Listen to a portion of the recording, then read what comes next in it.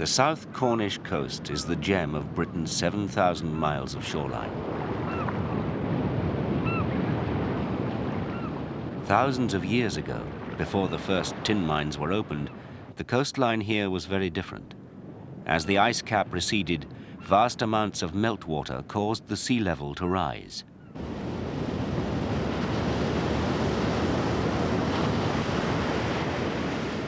Coastal rivers like the Fal were inundated by 200 feet of salt water.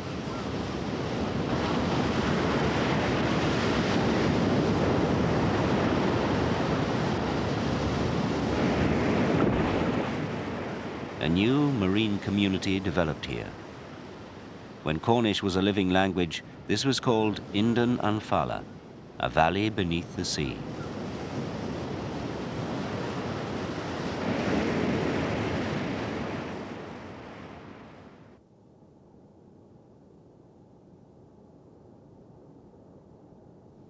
Dawn breaks over the Fal. There's an eerie silence. The animals of the night have already retired, and those of the day are about to awake.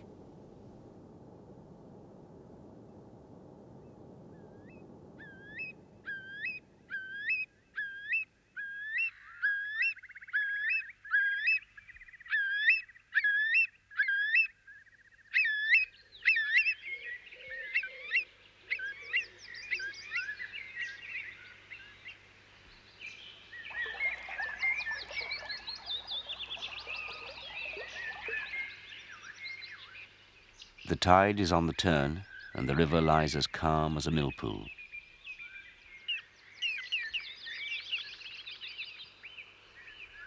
Turnstones have roosted on the sheltered upper reaches, but they will spend the day feeding along the more exposed shores at the mouth of the estuary. The Fal estuary is Britain's largest natural harbour. The rising seas that drowned the river valley created a wide variety of habitats, making this one of the richest marine environments in Europe. Inland, the intertidal mudflats were formed largely from China clay waste from the workings upstream on the Cornish moors. The mudbanks are very productive. They support a large population of migrant and resident waterfowl.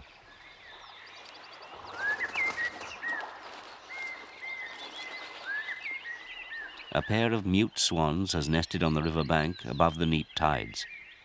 As the high spring tides approach, the waterline moves progressively nearer the nest. Before long, the water is lapping around the eggs. The female tries to build up the nest with weed, but her efforts are in vain. Within a few minutes, the nest is drowned.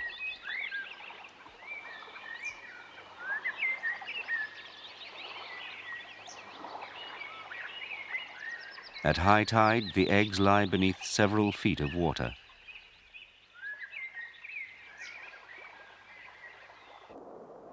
They are now part of an alien world where they're an object of curiosity to some of the local inhabitants.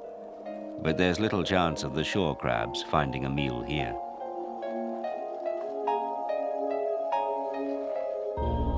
The muddy banks have a rich fauna. In terms of productivity, they're comparable with the tropical rainforest.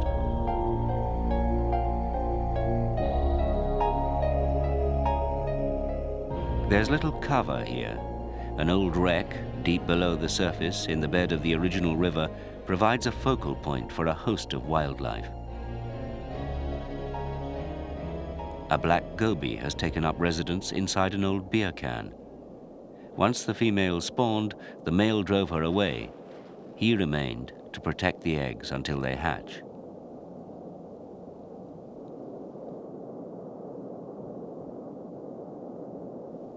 But while he maintains his vigil at the entrance to the can, a tiny sea slug, a species that eats only fish eggs, has sneaked in to feed.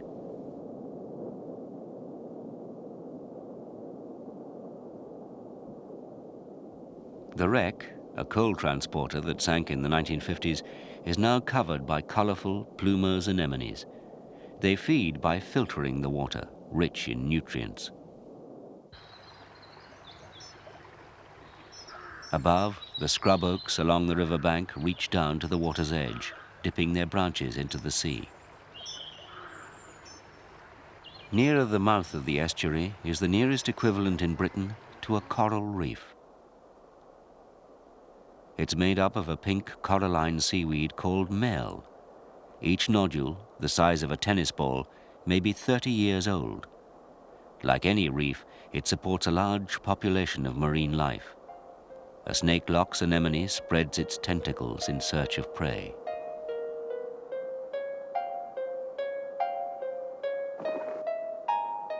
The prawn, paralyzed by the anemone's stinging cells, has no chance of escape. The sponge crab, however, is a frequent visitor to the anemones. Immune to the stinging cells, it finds a safe refuge among the tentacles.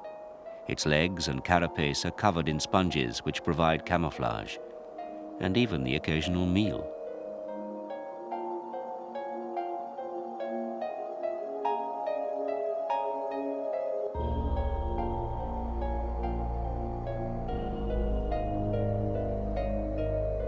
A closely related species uses seaweed as camouflage. It breaks off small pieces of weed and impales them on the spines that cover its body and legs. This behavior earns it the name decorator crab. If it moves to another patch of weed, it strips off its cloak and replaces it within 24 hours.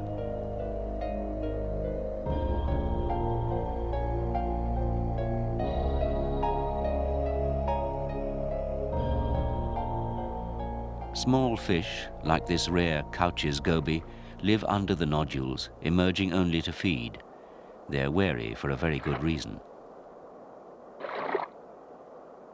This part of the river is a hunting ground for predatory birds. A heron doesn't distinguish between the rarer and the more common species.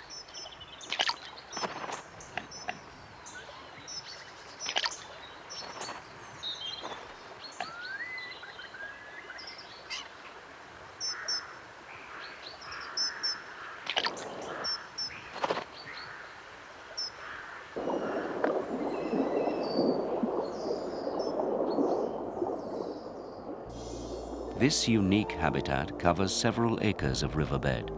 It supports marine life as varied as that of any tropical coral reef.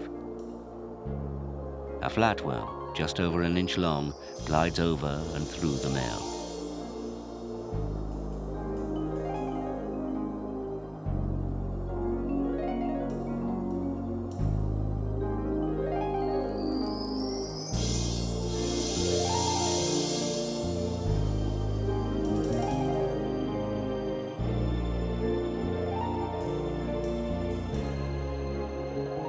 Not all the animals are free to come and go around the reef.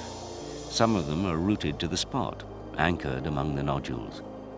A tiny fanworm lives inside a calcareous tube, which it secretes as it grows.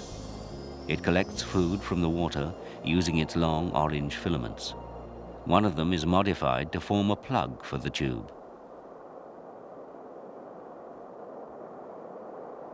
A fanworm is vulnerable while it's feeding. A tompot blenny tries to bite off a few filaments before the worm can retreat into its tube, but the worm has lightning reactions, and the fish is rarely successful.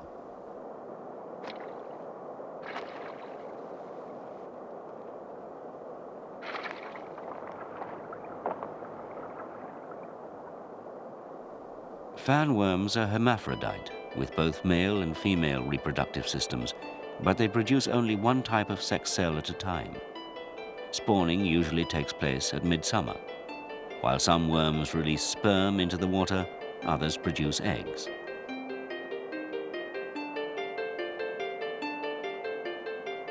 A tiny larva develops after fertilization. Eventually, it will settle on a suitable substrate to begin growing and secreting its chalky tube. Closer to the sea, a flock of black-headed gulls is feeding along the shoreline. The water here is shallow and clear. This was once the floodplain of the original river.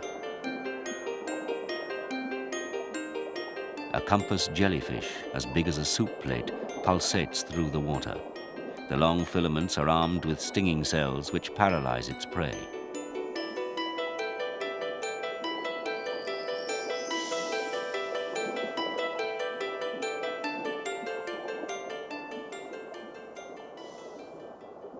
Where the sandy seabed receives enough sunlight, beds of eelgrass flourish. Eelgrass, our only marine flowering plant, is as rich in animal life as the male nearby.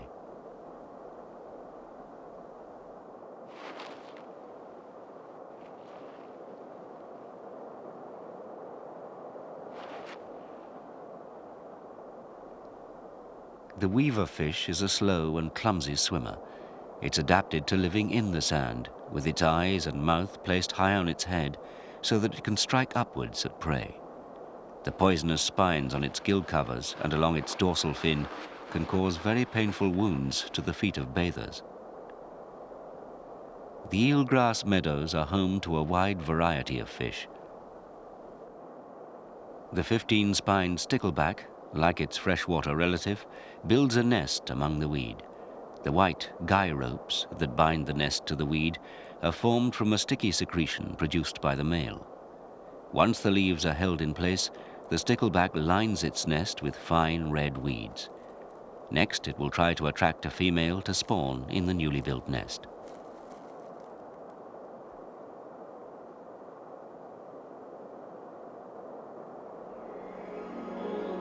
The stickleback is a resident of the eelgrass all the year round, but the cuttlefish come here only to breed.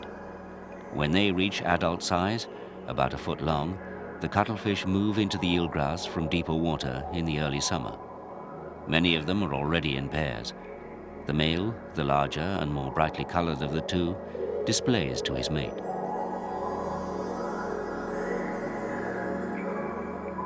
He will remain with the female throughout courtship, defending her against other males.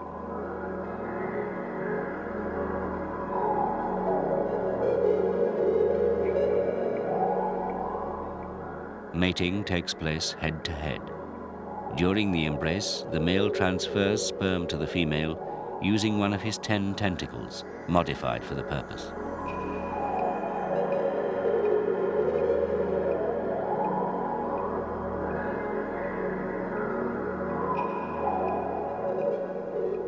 He will stay with her until spawning is completed.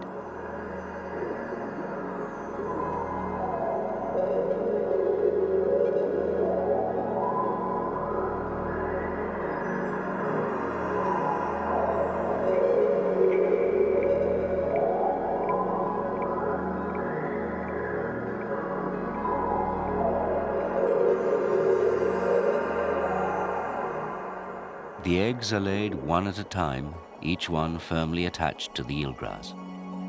The female moves in, wraps her tentacles round the leaf, and deposits an egg.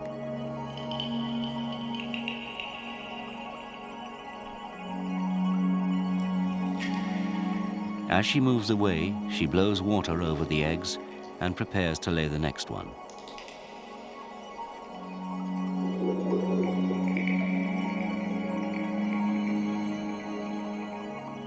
All through egg-laying, the male remains in close contact with the female, touching her body with his tentacles and his undulating fin.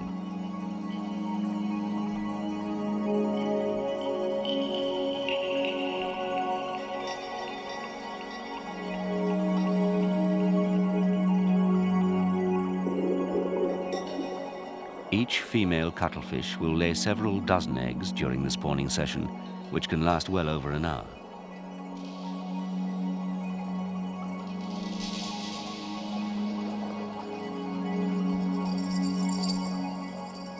The adults never return to deeper water. Spawning is the last act of their brief lives. Once it's complete, they die, leaving the eggs to develop in the safety of the eelgrass meadows.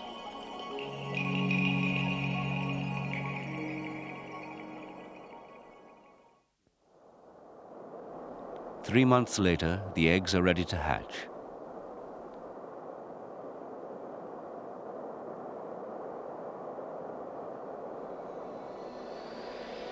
Each has swollen to the size of a grape.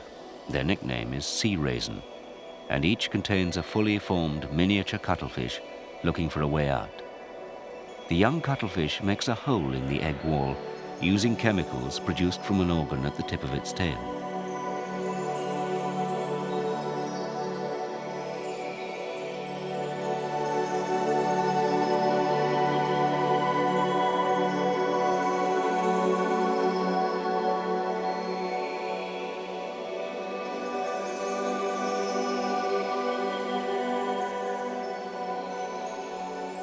Barely half an inch long, the baby cuttlefish sets off immediately in search of food. Prawns are a favorite prey animal. The cuttlefish can kill a prawn twice its own size.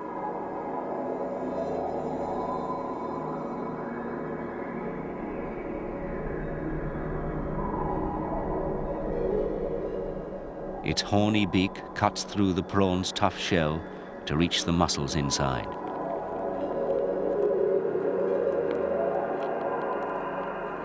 Young cuttlefish that hatch early in the season will be fully grown and ready to return to the eelgrass as adults by the following summer. The exposed rocky shores round the seaward edge of the estuary, outside the natural harbour, are cut by deep fissures and gullies. Few animals can live between the tides in these wave-swept areas, but at low tide, some of the creatures from deeper water can be seen from the rocks. This is a sea butterfly, a mollusk related to the snails. It swims upside down with a curious rolling motion. If it's attacked, it can release copious quantities of mucus full of hydrochloric and sulfuric acid. With such powerful chemical defenses, it has no need of an external shell. It has a small shell inside to support its body. The kelp forest, a stand of giant seaweeds, is home to a variety of marine life at different levels, just like a forest on land.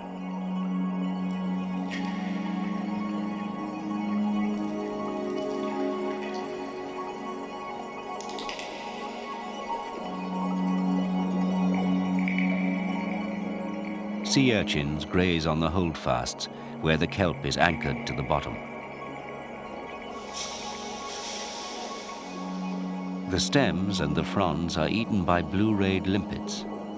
Their vivid blue stripes fade as the limpets get older.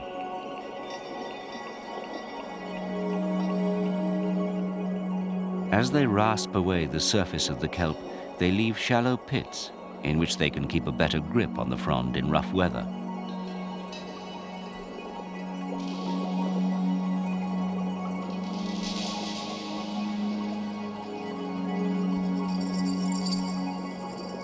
The limpets are a major part of the diet of many fish, especially the bal and wrasse that come to feed around the surge gullies and caves.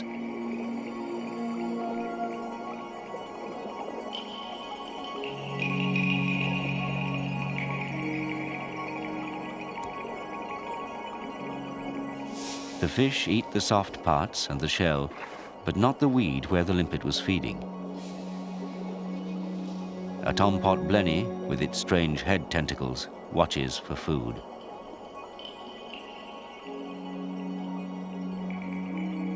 Above it, the cave wall is covered with jewel anemones. This tiny species, common in the warmer waters of southwest England, comes in a variety of colors, producing a patchwork effect. The finger-like tentacles are extended to catch food only in strong currents, when the tide is rising or falling.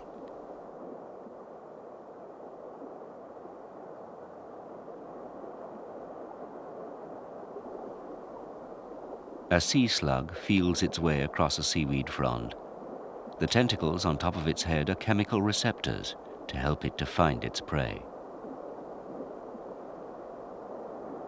The stinging cells of the hydroids, which it eats, pass through the sea slug undigested to be stored in the projections on its back, ready to be used in its own defense.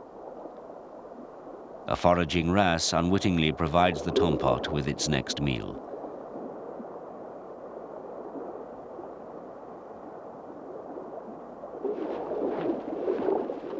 Stinging cells have little effect on the voracious blenny.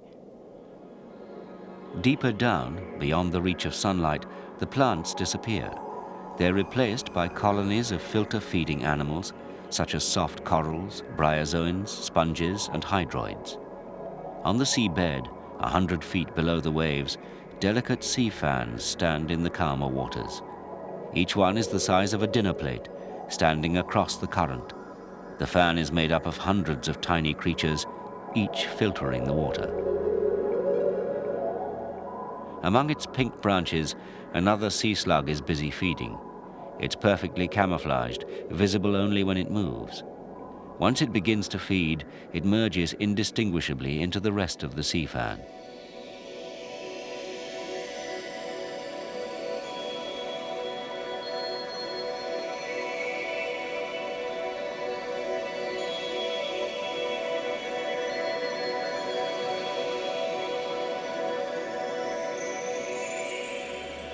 The rock faces within this dark, animal-dominated zone are the home of the rare orange colonial anemone.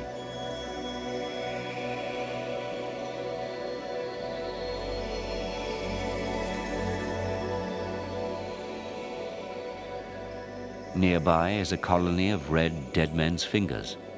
It's a type of soft coral. The polyps are closely related to anemones. They emerge to filter food from the water. Like anemones, they also come in a variety of colors.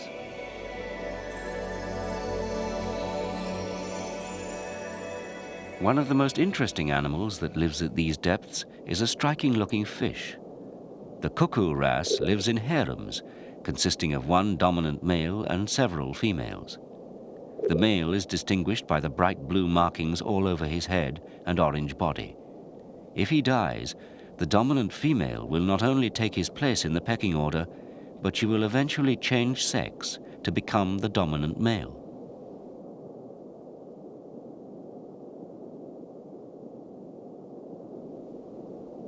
This female has begun the process, with some blue markings on her forehead.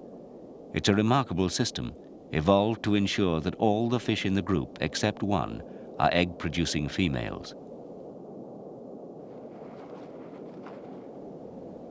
Hermit crabs are often eaten by the wrasse, but this one has a trick up its sleeve, or rather around its shell. It's covered by a cloak anemone that's armed with a battery of harpoon-like stinging cells that fire when the fish attacks.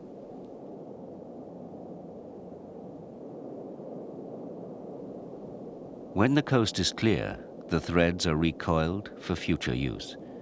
The hermit crab benefits from the protection, and the anemone is well placed to pick up any leftovers while the crab is feeding.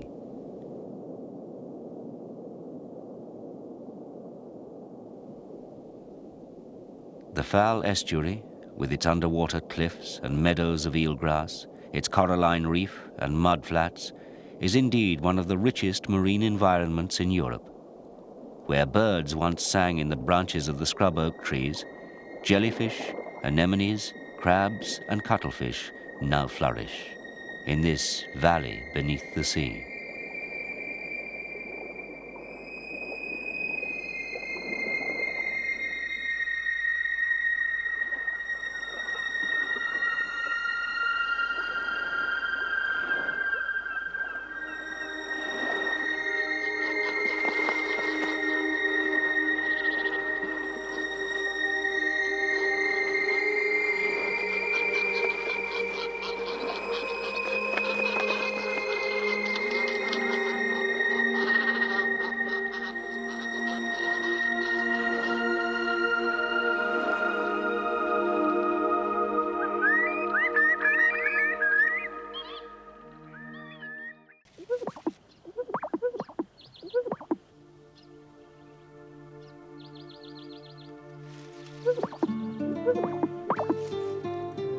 When it comes to courtship, some birds go in for strange and wonderful antics.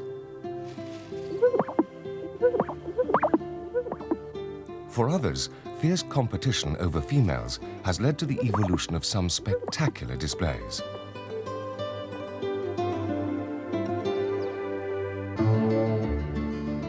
To attract a prospective partner, birds with a distinctive coloring show off their particular attributes to the best possible advantage. Courtship is an important prelude to breeding, and most birds form a close relationship which lasts throughout the season. Then their often touching and gentle displays serve to strengthen the bond between them.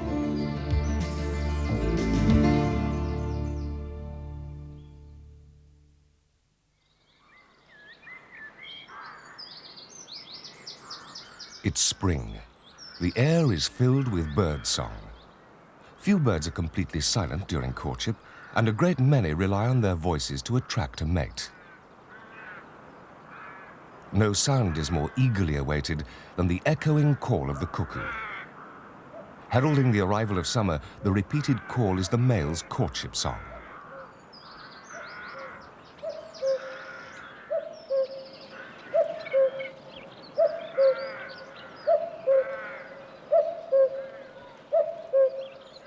More melodious is the song of the nightingale. Its performances are best heard on warm, still evenings in late spring, when the males advertise their presence and compete to attract females arriving from their wintering grounds in Africa.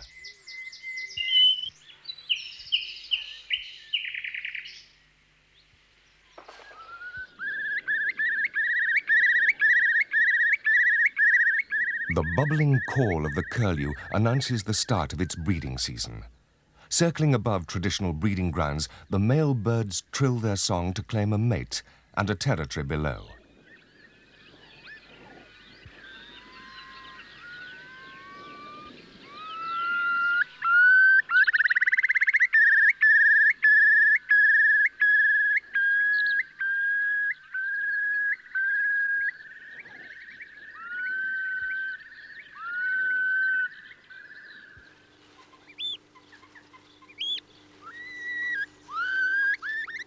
Starlings don't rank amongst our most accomplished songbirds, but they are excellent mimics. They can incorporate the calls of other birds in their chattering song, and the broader their vocabulary, the greater their breeding success. This one has included the calls of a curlew and an oyster catcher in its repertoire.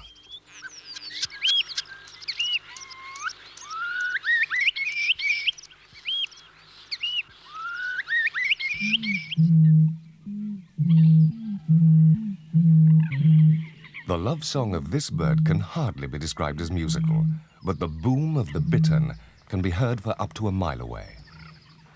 Most woodpeckers, like the red-bellied woodpecker from North America, have no song. Instead, they can produce a resounding drumming noise by tapping their bills on a dead bough. The male ruddy duck also drums to attract females. Beating his bill against his inflated neck forces air bubbles from under the feathers, and in addition produces a hollow tapping noise.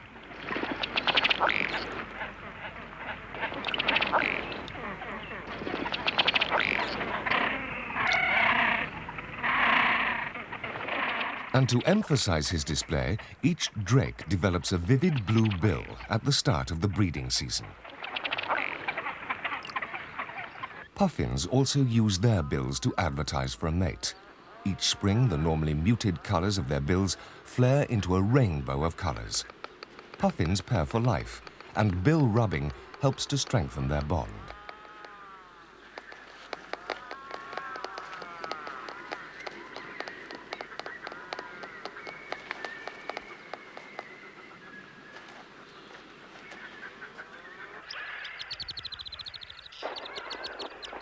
When a male frigate bird is ready for courtship, he too undergoes a color change.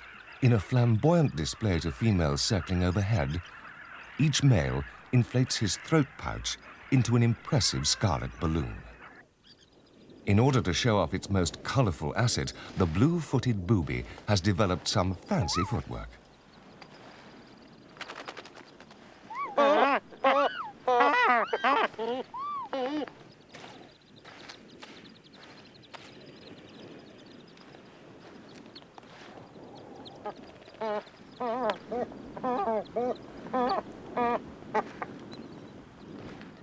More commonly, birds develop bright plumes to attract a mate. Even the male house sparrow, which is drab for most of the year, sports a black bib and distinctive head markings during the breeding season. The cryptic coloring of the Aubrey Buxton, like the house sparrow, is designed to conceal the bird from predators. So, in order to attract passing females, each male stages an impressive display.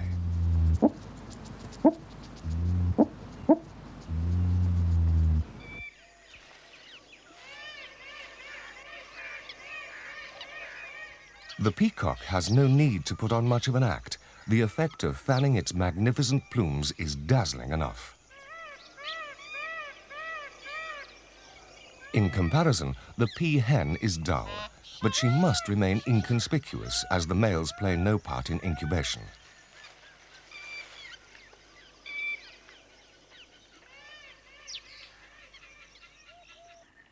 The birds of paradise from Papua New Guinea are famous throughout the world for their exquisite plumes. As with the peacock, the males have no parental duties, so can afford to spend considerable time and energy on visual effects. The iridescent plumes and magnificent displays are designed to attract females through the dense forests in which these birds live. But females are not the only ones drawn by bright colors. To the local tribesmen, the feathers represent wealth and status. On ceremonial occasions, each warrior parades in his entire collection.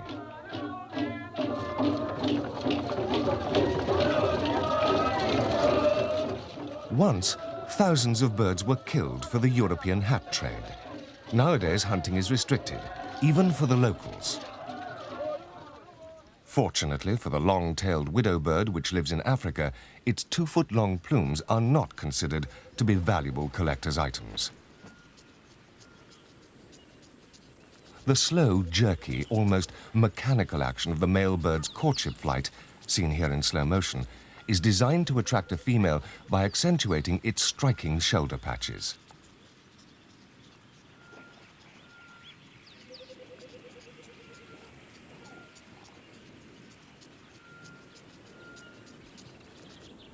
More complicated and equally spectacular are the displays of the European ruff. During the breeding season, each male develops long ear tufts and an elaborate collar. No two males are exactly alike. The ruff may be black, brown or chestnut, plain or speckled, and the ear tufts in either complementary or contrasting colors. The males gather in traditional courtship arenas called leks. The mature males occupy courts of about a square foot within the center of the lek.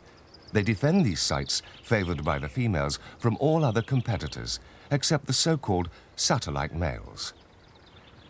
Satellites always have conspicuous white ruffs and are tolerated in any of the central courts because their distinctive plumage attracts more females. As soon as a drab female, called a reeve, enters the lek, all the males put on their best displays in an attempt to win her favors.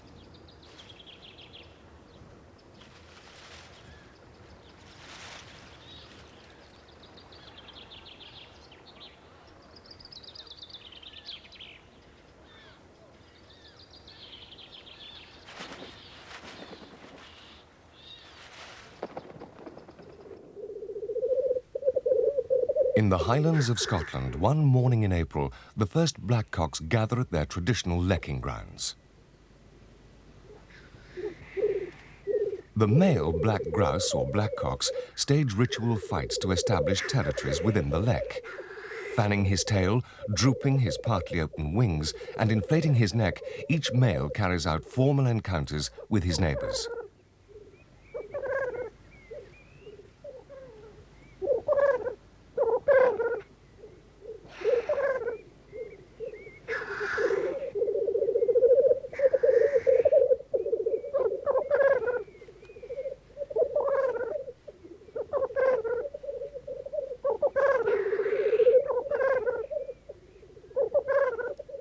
Only the most vigorous birds commanding the central positions will have a chance with the hens when they arrive later.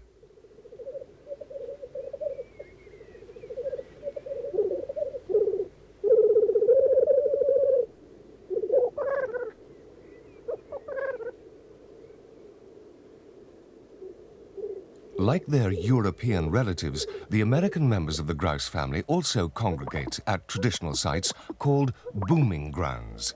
The inflatable air sacs of the male sage grouse serve to increase the resonance of their strange booming calls, which attract females from miles around.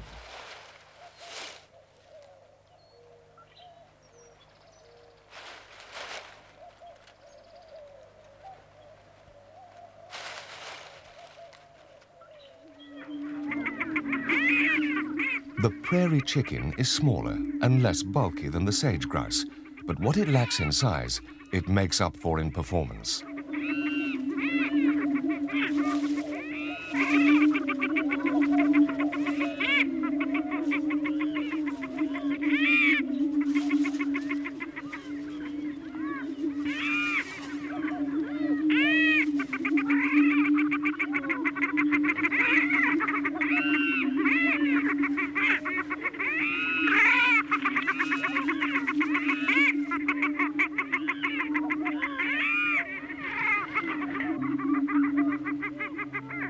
In some species, the competition between males is so fierce that a fine performance is simply not enough to win a mate.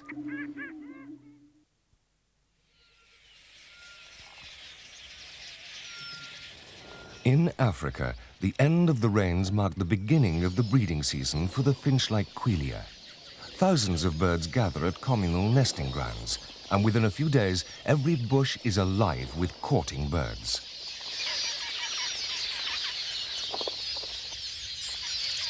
Males are selected on their merits as master craftsmen, and the females ignore their frantic displays until they have started to build delicate nests.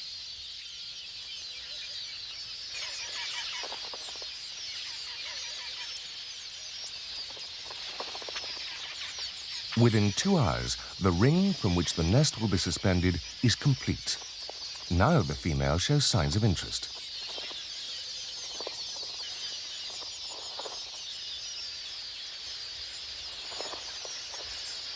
It takes about 2 days for each male to complete a nest. The females make no contribution to the building work, but they keep a careful eye on the proceedings. Each male may have to build several nests before successfully attracting a mate.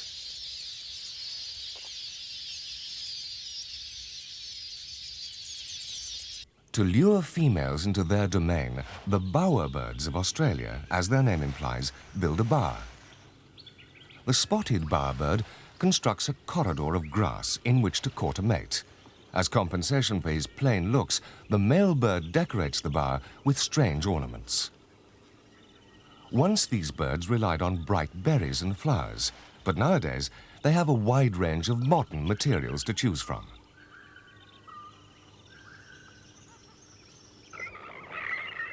A female sandwich tern will not fully accept a male until she has received a gift from him.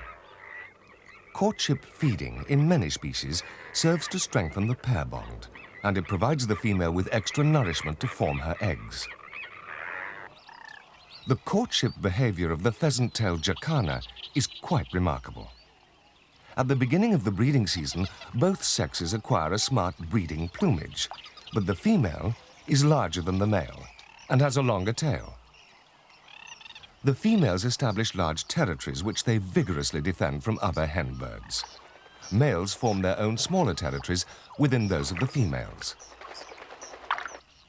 When a female is ready to mate, she moves into a male's territory within her domain and performs a crouching display to solicit his attention.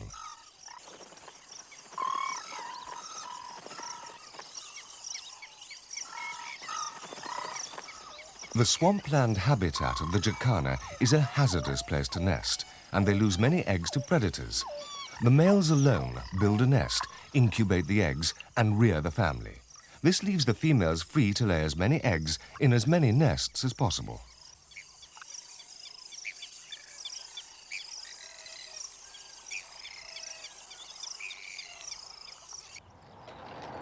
Courtship isn't always a one-sided affair.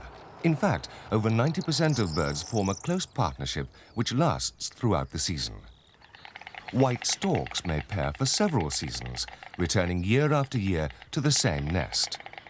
The mutual display cements the bond between them, and it helps to synchronize their breeding activities so that they are ready to mate at the same time.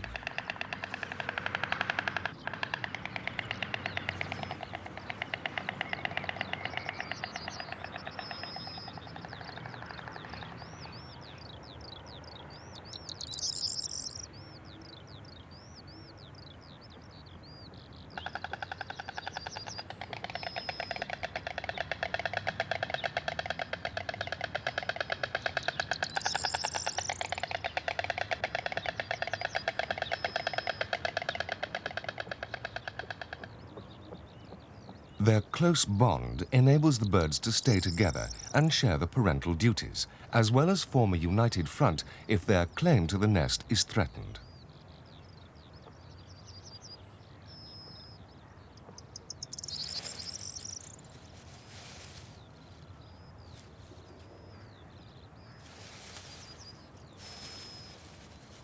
Immature birds prospecting for their first nest and mate will often challenge an established pair, although they rarely stand a chance of success.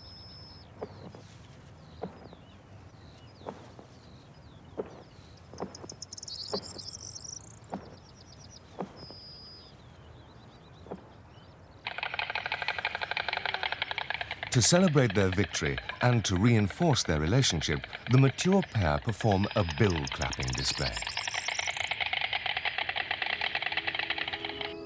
White-bellied sea eagles pair for life. Although their partnership may last for 30 years, the male courts the female anew at the start of each breeding season. Their tumbling aerial acrobatics serve as a territorial display and one of courtship at the same time.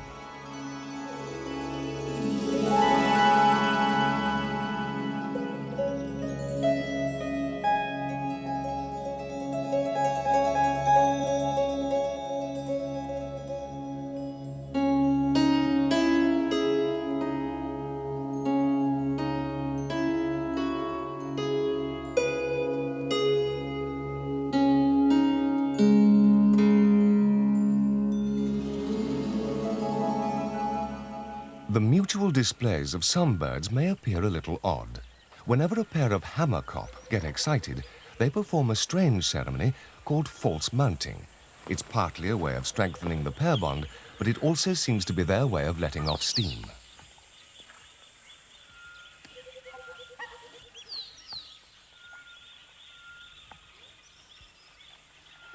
The king cormorant's display is much more subtle.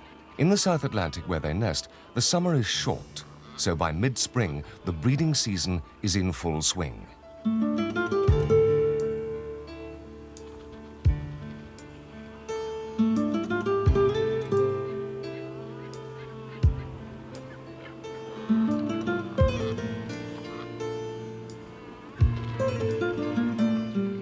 Sharing the islands with the cormorants are colonies of black-browed albatross.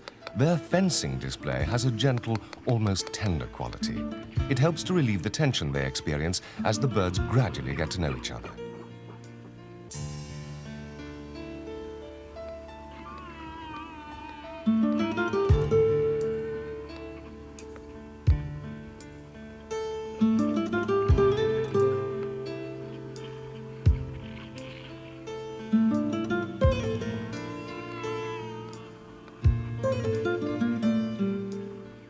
The prelude to mating in the great crested grebe is long and complicated. Head shaking is their most common ritual. If a pair becomes separated for any length of time, they reunite with a strange greeting ceremony called a discovery display.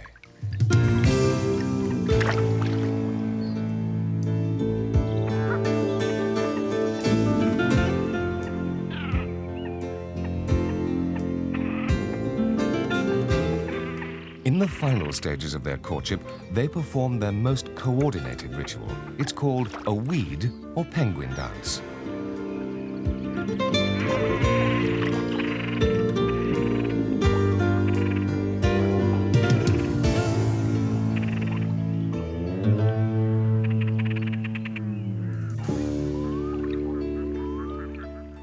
The courtship performance of the western grebe from North America is spectacular in the extreme.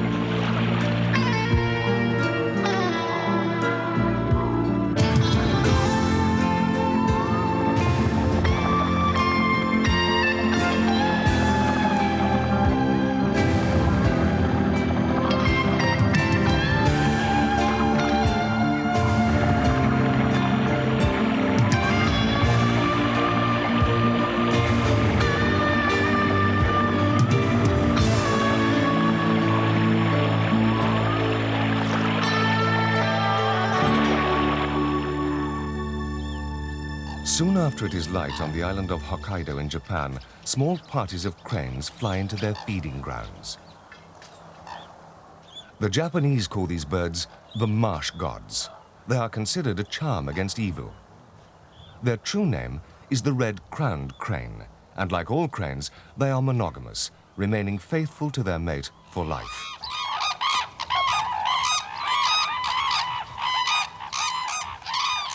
Courtship is a year-round affair for cranes. The red crest on their head swells when they're excited. It is a clear sign of their mood. Cranes will dance at any time of year, but as they prepare for the breeding season at the end of winter, their feet hardly seem to touch the ground. The complex rituals of courtship are not only the basis on which each bird selects a mate, but they also serve to keep the pair united.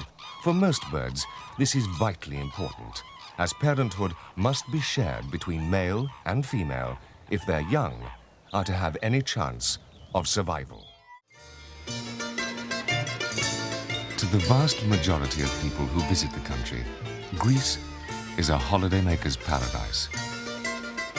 Its 15,000-kilometer coastline is punctuated with sandy beaches and quiet fishing villages.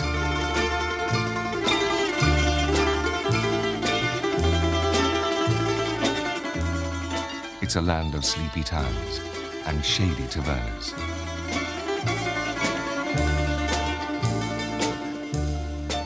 Although Greece is spread over an area of some 400,000 square kilometers, only a quarter of this is dry land.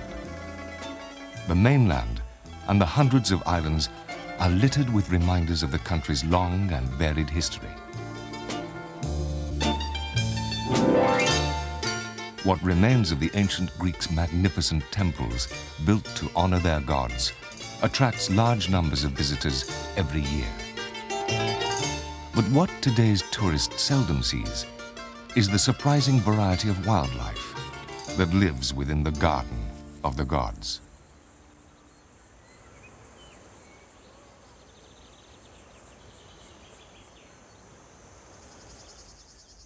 Despite its small size, only half that of the British Isles, Greece possesses a wide range of habitats and wildlife.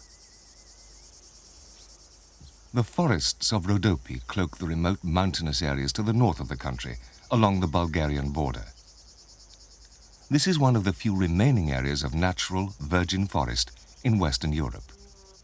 The forest is now protected, but where man has felled areas in the past, spruce, the paler vegetation, has taken over.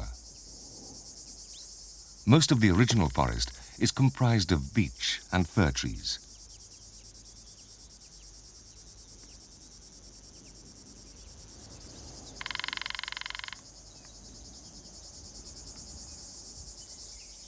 Within its leafy shade, a whole community of wildlife has remained undisturbed for centuries, assisting in the continuous cycle of decay and renewal.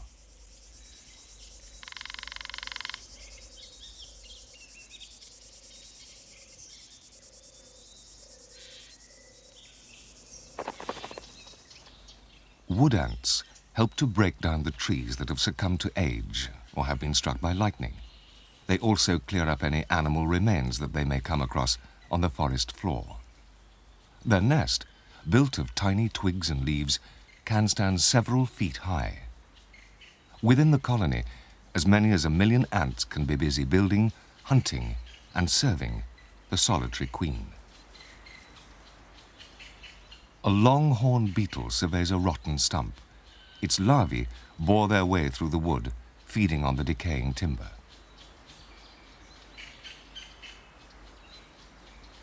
Millipedes feed on dead leaves and other plant material. In the process, they produce large amounts of rich, fertile compost.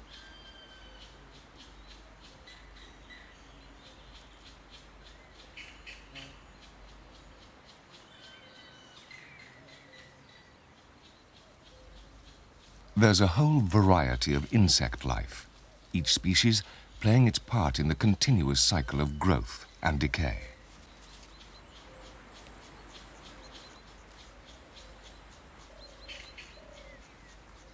And where there are plenty of insects, predators like this greater spotted woodpecker, aren't very far away.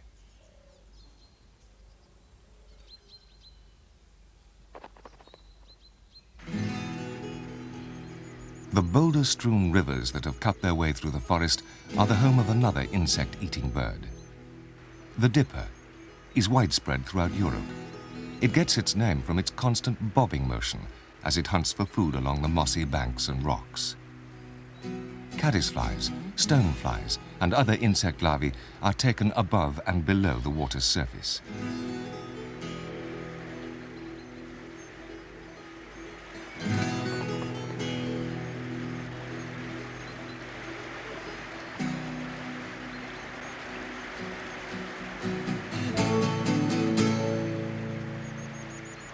Further downstream, soil and nutrients washed out of the forest become trapped. Where they build up, fertile, sunny clearings are formed, rich in plant life.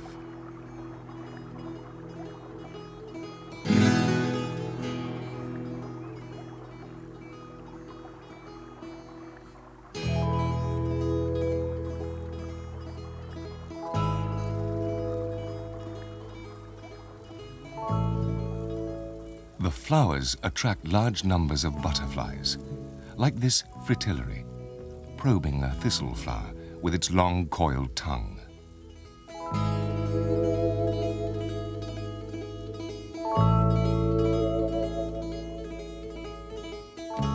A brimstone sips at the nectar, and a marbled white shares its bloom with a bee searching for pollen. The hummingbird hawk moth is a day-flying species that hovers hummingbird fashion as it feeds on the flowers. The whir of its wings is a familiar sound on warm, sunny days. Some of the Rhodope forest beech trees are centuries old, with girths measuring up to 14 meters. They have borne witness to countless generations of insects eating and being eaten in life's intricate web.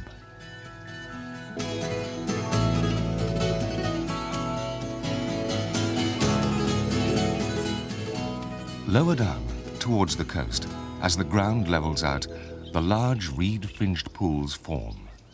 They're the ideal habitat of the reed warbler.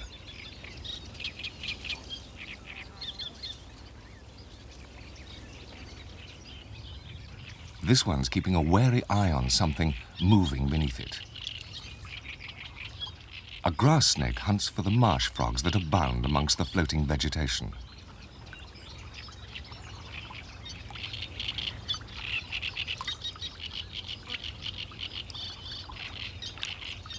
The snake feeds almost entirely on amphibians, so does not present a threat to the warbler.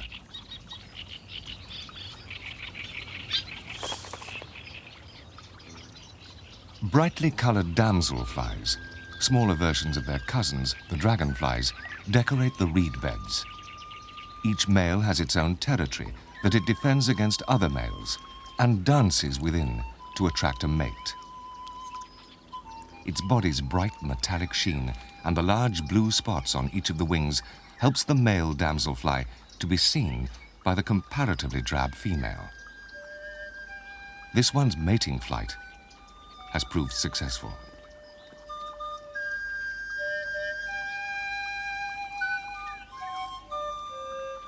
Bush crickets feed on the reeds and grasses around the pools. Its saber-shaped ovipositor shows this nymph to be a female. Crickets, frogs, and even the grass snake are all on the menu of the egrets that nest in a nearby pine tree. The little egret is a gregarious bird. Its nesting colonies can number hundreds, if not thousands of pairs. This species was virtually wiped out in many parts of its range, a victim of the demand earlier this century for its decorative plumes. Import restrictions and a change in fashion heralded an end to the slaughter. By midsummer, some of the chicks are 4 weeks old and are fully fledged. They appear eager to fly for the first time. They will leave the nest within the next few days. They'll probably return to nest in the same tree within a year or two. As an adult bird, the little egret is a very handsome creature. Their chicks, however, with their wide eyes and spiky head feathers, often possess a somewhat startled look. Perhaps they've been disturbed by the arrival of a grey heron, a close relative of the egret.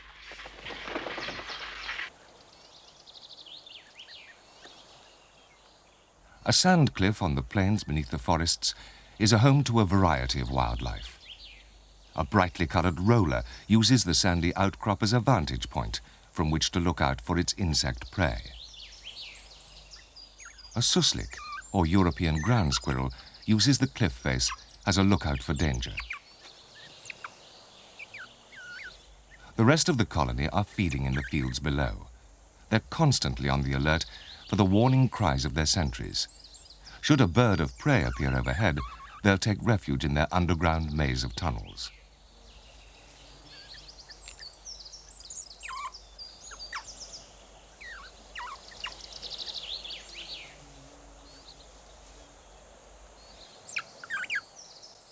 A huge, ancient plane tree stands alone amid the searing heat of the open fields.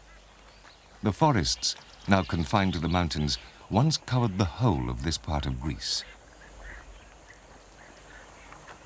Among its branches, grey herons have nested for decades. They sit with their mouths agape as they pant to try and keep cool.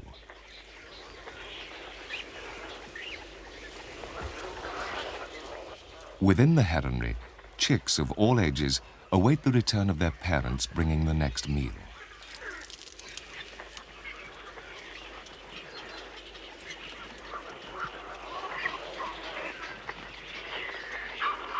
Fully fledged chicks can be distinguished from the adult birds by their shorter crests and the grey coloration along the sides of their necks.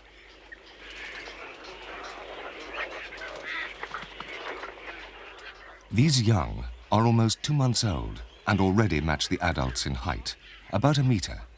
They're now big enough to fly and can leave the colony to join their parents on fishing trips to the nearby lake.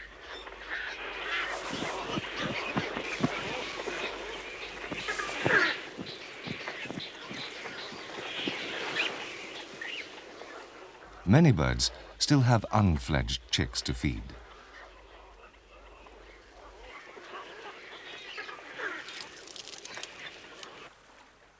The lake is rich in fish and invertebrates and attracts large numbers of both herons and egrets.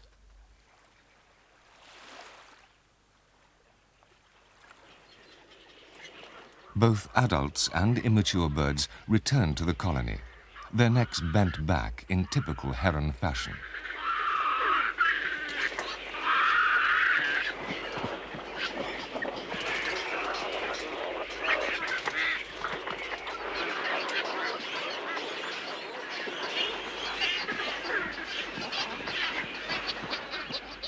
The young birds return to rest, the older ones to feed their hungry chicks. For the smaller chicks, the food is dropped directly into their throats.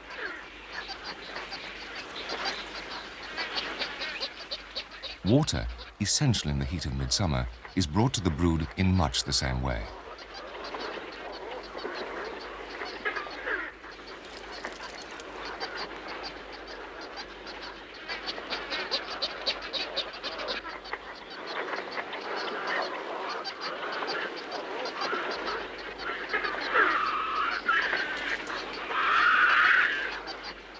Food for the older chicks is often simply dropped into the nest, leaving the chicks to fight over it amongst themselves. Of the 4 young birds in this nest, 3 will probably die within the first year of life. Many will fall victim to hunters and irate fishermen. The survivor may live on average for 3 or 4 years. There are records of grey herons living for as long as 25 years.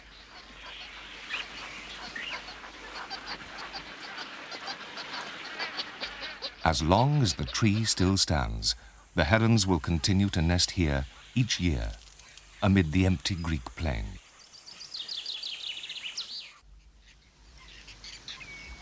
The wetlands and waterways along the Aegean shores of northern Greece are an important stopping-off point for birds like these swallows as they migrate from northern Europe to Africa.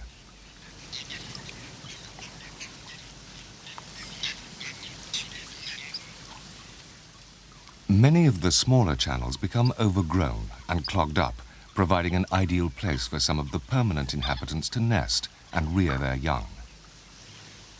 The familiar moorhen takes its chicks foraging amid a dense carpet of duckweed.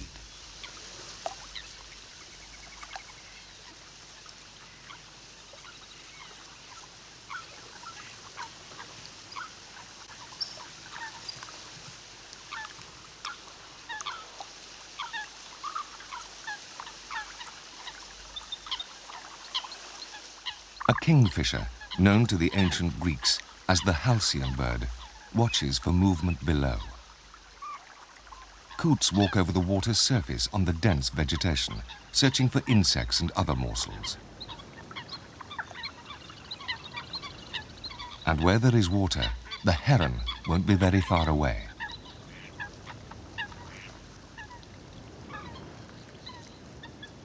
Just inland, the rich waters of Lake Cornish also attract large numbers of visitors. A white stork, en route south, pauses to watch a flotilla of pelicans. These great white pelicans are one of two species of this strange-looking bird that come to fish in the lake.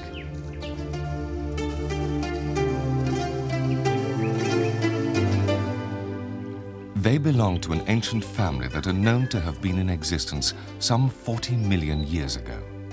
In the air and on water, they're among the most graceful of birds. On land, however, it's quite a different story.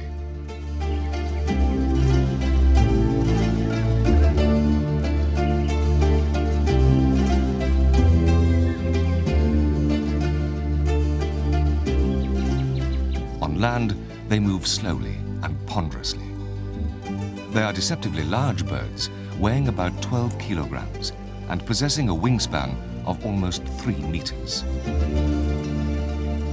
The gular pouch, under its enormous bill, is used for catching rather than storing the fish that form its diet.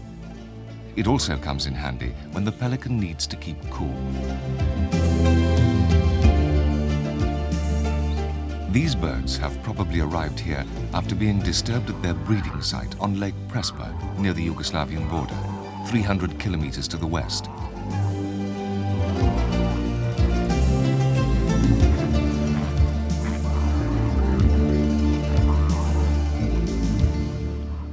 The shelduck, on the other hand, is a resident of the lake. The large red knob at the base of the bill shows this to be a male.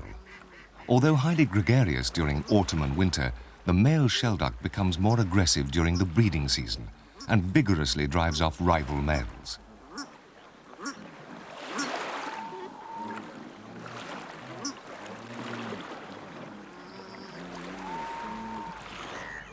The salt plains and mud flats at the mouths of the rivers Nestos and Evros are also a rich hunting ground for birds such as the tern.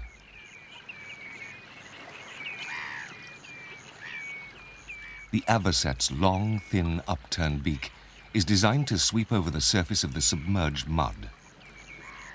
Food, in the form of small crustaceans and other invertebrates, is located by touch, using the partly opened bill.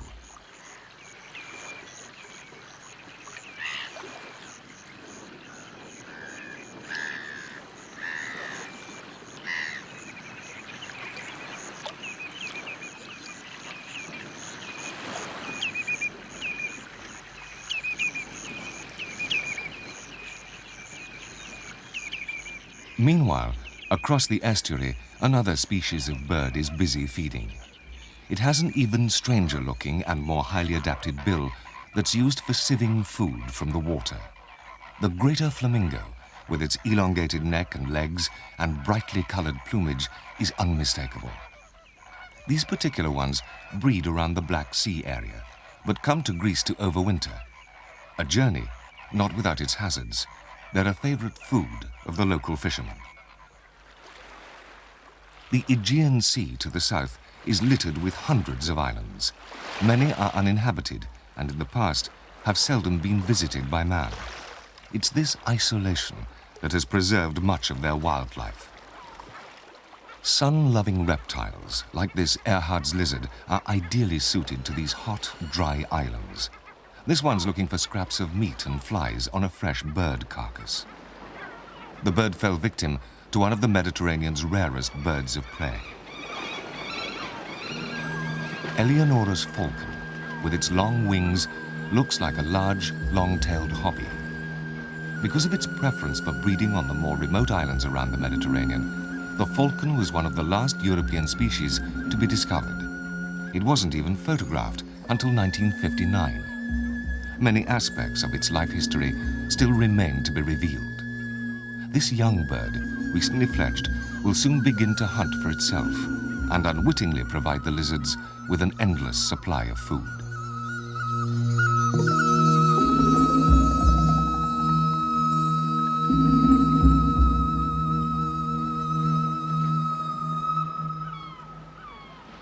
Even the smallest islands, scarcely bigger than a football stadium, can support a surprisingly high population of lizards. Despite its small size, its head and body no bigger than a man's finger, Erhard's lizard is an active hunter.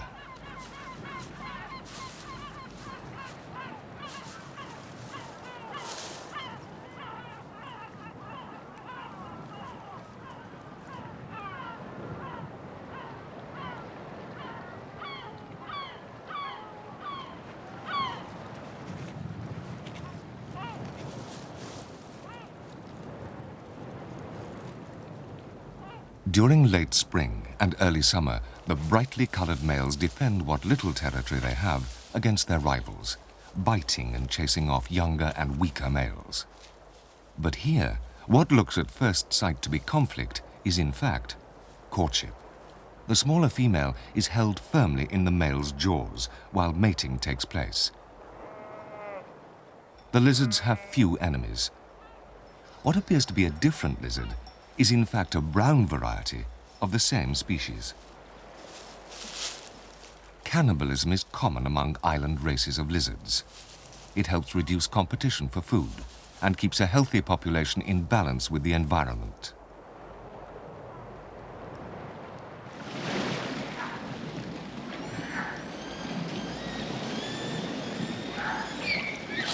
Of all Greek fauna, the pride of place must surely belong to the elusive Mediterranean monk seal.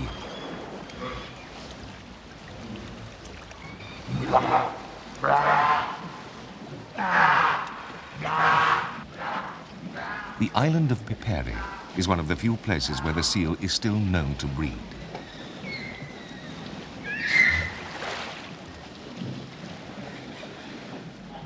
The pups are born in September. At a meter in length, they're about a third the size of their parents. The pup's black woolly coat is molted when the pup is weaned, at about 6 weeks old. A female calls to her young to come and join her in the water.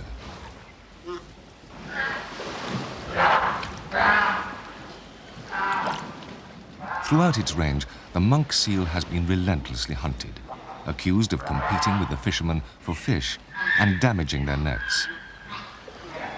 It's ironic that it's the local fishermen that now help to protect the seals of Piperi. The inhabitants of the Mediterranean have apparently always known of the presence of seals in the area. Coins dating from 500 BC show a picture of a seal. Homer and Pliny knew and wrote of them, and Aristotle described their anatomy in great detail. Their skins were used for clothing and were believed to be a protection against gout, lightning, and hailstorms. Today, their numbers are but a fraction of what they once were, 2,500 years ago. Although the monk seals were well known to the ancient Greeks, the eerie calls of the pups may well have given rise to the belief that something more sinister inhabited these island caves in the garden of the gods.